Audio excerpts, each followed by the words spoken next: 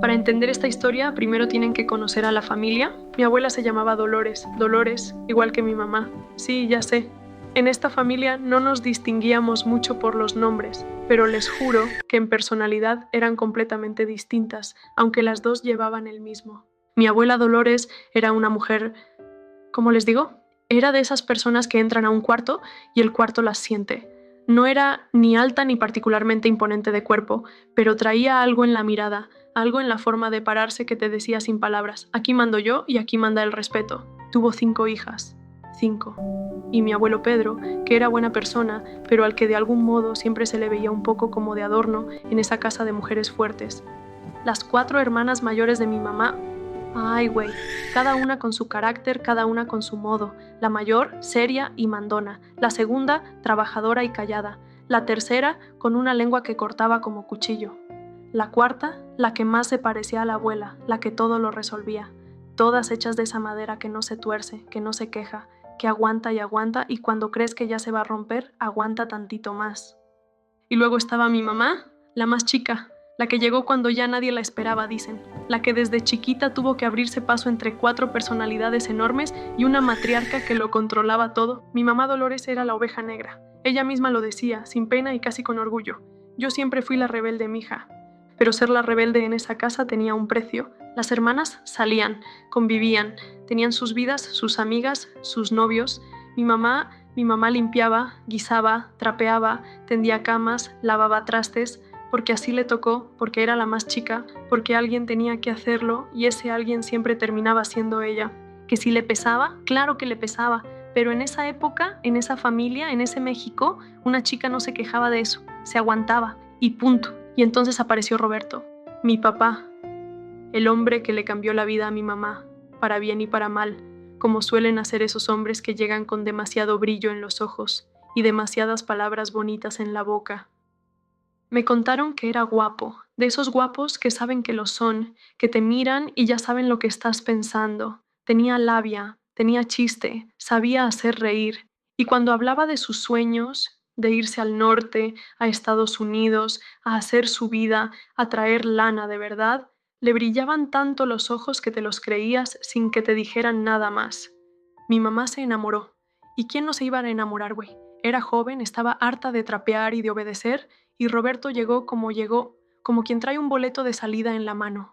Se pusieron de novios. La familia no estaba muy convencida, dicen. Mi abuela Dolores lo miraba con esos ojos suyos que radiografiaban a la gente. Pero mi mamá era la rebelde, ¿recuerdan? Y cuando mi mamá quería algo, nadie se lo quitaba fácil. Lo que nadie sabía, o lo que todos fingían no saber, es que Roberto ya tenía sus planes muy bien armados.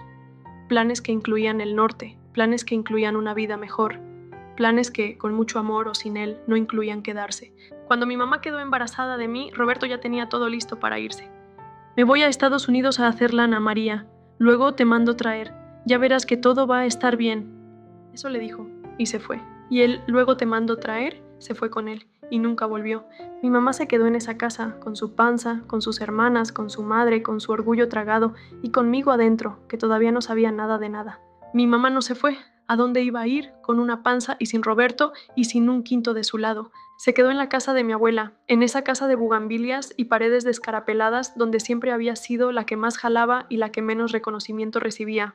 ¿Cambió algo durante el embarazo? Pues sí y no. No en el sentido de que de repente la trataran diferente. Mis tías seguían con sus vidas. Mi abuela seguía dirigiendo todo desde el centro. Y mi mamá seguía siendo la que hacía las cosas que nadie más quería hacer, aunque ahora las hiciera con una panza que le estorbaba y con un cansancio que se le metía hasta los huesos. Pero sí cambió en algo. Mi abuela Dolores, a su manera silenciosa y durísima, se acercó. No con palabras, no con abrazos. Mi abuela no era de abrazos fáciles, sino con presencia, con estar ahí, con que cuando mi mamá se sentía peor, aparecía mi abuela con un caldo o con una cobija, o simplemente se sentaba cerca, callada, como diciendo sin decir, aquí estoy. ¿Eso era el amor de mi abuela Dolores? ¿No era el amor bonito de las películas? ¿Era el amor de la gente que se hizo a golpes y que quiere sin saber muy bien cómo hacerlo, pero que no se va? Mi mamá pasó ese embarazo entre el calor del verano mexicano, el ruido de esa casa llena de gente, la ausencia de Roberto que se hacía más pesada cada semana, y yo adentro, creciendo, sin saber todavía lo difícil que iba a ser llegar al mundo, Y llegó esa noche. Mi abuela me la contó una sola vez, con la voz de quien desentierra algo que preferiría dejar donde está, pero que sabe que tiene que decirse. Era tarde. El calor todavía no se había ido, de ese que se queda pegado en las paredes, aunque ya haya oscurecido. Mi mamá empezó con los dolores y todo mundo se movió. Al hospital, rápido, sin perder tiempo. El parto fue muy gacho, así lo dijo mi abuela. Fue muy gacho, mija, muy largo. Tu mamá lo pasó muy mal. Horas, muchas horas. Mi mamá gritando y llorando y mordiéndose los labios y apretando la mano de mi abuela, que no se movió de su lado ni tantito. Ahí estuvo mi abuela Dolores, parada junto a la cama, firme como siempre, sin desmoronarse, aunque por dentro quién sabe cómo estaba. Los doctores de aquella época, en hospitales así, no eran exactamente tiernos. Eran funcionales. Hacían lo que tenían que hacer y punto. Y yo llegué al mundo, pero llegué complicada. El cuerpecito de Saskia llegó con sus propias batallas ya adentro, problemas del corazón, dijeron los doctores. Había algo en ese corazón chiquito que no latía del todo como debía, y la espalda también, algo en la columna que iba a dar trabajo más adelante. Una bebé recién nacida, con el corazón batallando desde el primer momento, con la espalda ya en guerra consigo misma. Mi mamá me cargó por primera vez y lloró mucho, dicen, y yo creo que en ese llanto había de todo, el alivio de que ya había pasado, el miedo de lo que venía, el amor de madre que llega de golpe, aunque nadie te enseñe cómo recibirlo, y la soledad de estar viviendo todo eso sin el hombre que debía estar ahí. Bienvenida al mundo, Saskia, año 1983, verano mexicano. Y empezó la rutina, el agotamiento, la rutina más agotadora que mi mamá había conocido en su vida, y eso que ya conocía el agotamiento de sobra. Imagínense esto, el verano mexicano en todo su esplendor, de ese calor que sale del pavimento en oleadas que se ven, que ondulan el aire, que te hacen sentir que estás respirando dentro de un horno. Un coche, viejo, sin aire acondicionado. Ni hablar, eso era un lujo de otros. Las ventanas abiertas que no servían de mucho, porque el aire que entraba también era caliente. Y adentro yo llorando, porque me dolía. Mi llanto no era el llanto de hambre, dicen, no era el llanto de sueño ni el de pañal, era un llanto diferente, de otro fondo, ese que los adultos reconocen instintivamente y que les eriza la nuca porque saben que hay algo que no pueden arreglar nomás con un abrazo o con una canción de cuna. Era dolor, de espalda, del corazón, del cuerpo que ya desde chiquito andaba en su propia guerra, y mi mamá manejando, con los ojos hinchados de no dormir, con los brazos que le dolían de cargarme tantas horas, con el calor aplastándola, con Roberto en el norte y sus hermanas en sus vidas y el mundo girando muy indiferente alrededor de esta mujer joven que solo quería que su bebé dejara de llorar. Al hospital una vez, dos, las que hicieron falta muchas, revisiones, estudios, palabras de doctores que mi mamá no siempre entendía bien, pero que aprendió a escuchar muy seria, asintiendo, para no parecer que no entendía. Y luego llegaba a casa y le preguntaba a mi abuela qué quería decir esto o aquello. Mi abuela Dolores iba también cuando podía, se subía en ese coche caliente y se sentaba atrás conmigo, y rezaba, bajito, con los labios moviéndose solos, con esas oraciones que uno aprende de niño y que se quedan para siempre, rezando para que este cuerpito chiquito aguantara. Y yo seguía llorando, y el calor seguía aplastando, y el camino al hospital se fue volviendo tan familiar que mi mamá podía hacerlo con los ojos cerrados. Las noches eran las peores. De día había ruido, había gente, había movimiento. De día era más fácil distraerse del cansancio y del miedo, pero de noche, cuando la casa se quedaba en silencio y solo quedaban mi mamá y yo lloraba y lloraba y lloraba. Mi mamá me cargaba y me mecía y me cantaba y me paseaba de un lado a otro del cuarto al pasillo, del pasillo al cuarto, en ese camino circular que hacen las mamás desesperadas a las 2 de la mañana cuando ya no saben qué más intentar. Pero yo seguía llorando, porque me dolía. Hay un dolor que una bebé no puede explicar, solo puede anunciarlo, y yo lo anunciaba sin parar. Mi abuela Dolores, que dormía en el cuarto de al lado, se levantaba, llegaba en silencio, me quitaba de los brazos de mi mamá sin decir nada, y empezaba a pasearse ella, con ese paso tranquilo y firme que tenía para todo, cantando bajito. Esas canciones no las recuerdo, no podría recordarlas, claro, pero hay algo en mi cuerpo que sí las recuerda, creo. Esa sensación de que alguien te carga y te mueve y te canta, aunque no entiendas las palabras, eso se queda. Mi mamá se sentaba en la cama o en la silla del rincón, exhausta, mirando a mi abuela pasearse conmigo, y aunque le habían quitado el bulto, así me decían, el bulto, de cariño, el agotamiento no se iba, ni la angustia, ni la tristeza, porque puedes dejar de cargar a tu bebé un momento, pero la preocupación por tu bebé no la puedes dejar en ningún lado. Así pasaron semanas, así pasaron meses, con ese verano interminable afuera y esas noches larguísimas adentro, con yo llorando de dolor y mi mamá aguantando y mi abuela paseándose y cantando bajito esas canciones que ya no recuerdo, pero que de algún modo se me quedaron para siempre. Esto es lo más difícil de contar en esta historia. Y lo cuento porque creo que hay que contarlo, porque sé que le ha pasado a más mamás de las que se atreven a decirlo en voz alta. Mi mamá llegó a un punto en que se quebró. No de repente, fue poco a poco, como se quiebran las cosas que aguantan demasiado, de adentro hacia afuera, sin que nadie lo vea venir, hasta que un día ya está roto y uno se pregunta cómo no lo vio antes. Era muy joven, la habían dejado sola, vivía en casa de su madre con sus hermanas que no le ponían las cosas fáciles. Tenía una bebé enferma que lloraba sin Oh, my parar, sweet no baby. dormía, I'm no so descansaba, sorry. no tenía con I quién love you hablar de so verdad de lo que much. sentía, no había dinero suficiente, no había Roberto, no había nada de lo que ella había imaginado que iba a tener cuando pensó en ser mamá, y en ese estado de agotamiento total, el amor, ese amor de mamá que se supone que es infinito y automático y que llega solo, se adelgazó. Años después, cuando yo ya era una mujer adulta, mi mamá me lo dijo.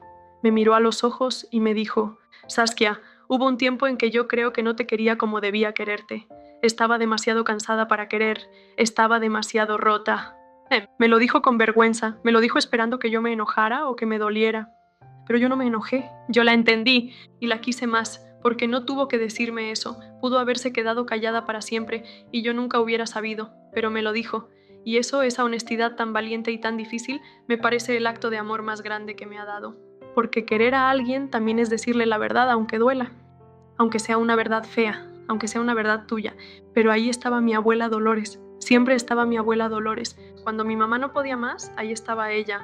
Cuando yo lloraba a las 3 de la mañana y ya nadie tenía energía, ahí estaba ella. Cuando hacía falta ir al hospital y no había cómo, ahí estaba ella buscando la manera. Mi abuela era de las personas que sostienen el mundo sin hacer ruido, que si era tierna, a su manera, que no era la manera de las series de televisión ni la de las tarjetas de felicitación, era su manera, la de no decir te quiero, pero tampoco irse, la de no abrazar mucho, pero sí estar presente, la de no llorar delante de nadie, o si lloraba, no donde la vieran, pero no dejar que nada se cayera del todo. Mi abuela me cargó cuando mi mamá no podía cargarme, me cantó cuando ya nadie más cantaba, rezó por mí más veces de las que nunca voy a saber, y le dio a mi mamá lo poco que podía darle desde esa casa llena de gente y de años de costumbres muy arraigadas. Presencia. Nada más y nada menos que presencia. Hay personas así en la vida, güey, personas que no son perfectas. Mi abuela tenía sus cosas, sus maneras difíciles, sus rigideces, y sería injusto pintarla como una santa que no era, pero son personas que cuando de a de veras se necesita que alguien esté, están. Mi abuela Dolores estuvo para mi mamá cuando Roberto se fue, estuvo para mí cuando llegué al mundo llorando y enferma, estuvo durante esas noches interminables de verano, estuvo en los viajes al hospital, callada y rezando en el asiento de atrás. Estuvo hasta que ya no pudo estar más, y cuando se fue, se llevó con ella una parte de esta historia que solo ella sabía completa, pero me dejó a mí, y me dejó sus canciones de cuna que no recuerdo pero que sí cargo, y me dejó el ejemplo de una mujer que amó sin saber muy bien cómo hacerlo, pero que no se rindió nunca. Abuela Dolores, gracias, que Dios te tenga en su gloria. Y así termina esta primera parte de la historia. Quiero que se imaginen una última escena, una imagen que mi mamá me describió una sola vez, muy de noche, muchos años después, cuando las dos estábamos en la cocina con un cafecito y el mundo dormido alrededor. Me dijo: hubo una noche, Saskia, una noche que fue como todas las noches, pero que a mí se me quedó grabada para siempre. Tú llorando en mis brazos, la casa en silencio, tu abuela dormida al fin, y yo, parada en medio del cuarto, sin saber qué hacer, y me puse a llorar yo también, las dos llorando juntas en la oscuridad. Se quedó callada un momento. Y de algún modo, me dijo, en ese momento, en ese llanto, algo cambió. No sé qué, no sé cómo explicarlo, pero algo cambió. Yo creo que sé I'm qué so cambió, glad aunque we're ella no lo here. supiera Me decir. too, dear. Creo que en Me ese too. momento, en ese llanto compartido en la oscuridad, mi mamá por fin nos dejó ser las dos. No la mamá perfecta y la bebé sana, no la historia que ella había imaginado, sino las dos que éramos. Ella, rota y valiente y sola. Yo, enferma y llorona, y recién llegada al mundo. Las dos en la misma noche, las dos llorando, las dos juntas, Roberto estaba en el norte, con sus sueños y su silencio, la casa llena de tías y de una abuela fuerte que sostenía todo desde afuera, y en el centro de todo dos personas, una mujer joven que no había pedido cargar tanto, y una bebé que llegó al mundo con el cuerpo ya en guerra consigo mismo. Esto fue el principio de mi historia.